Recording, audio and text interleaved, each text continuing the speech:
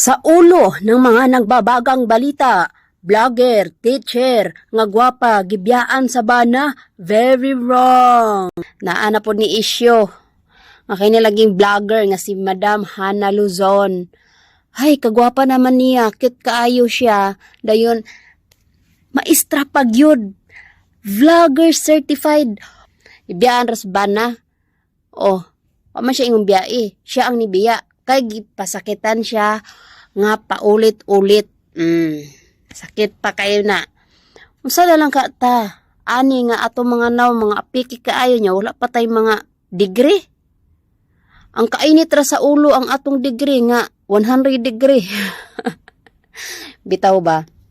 May istorya nato, no? So unsa na to close up? Talumtumon pa ta kay naong og dili ta magamit og filter.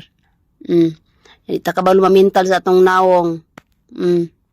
Unya. Biyaan na ganito siya nga gwapa na siya, soldado na. Full time nagituihan trabaho kay maestra. Murag kulbaan na tagsugod ani mga apiki og naong. Kay basin og nagiring-iring na dito sa lain. Agoy.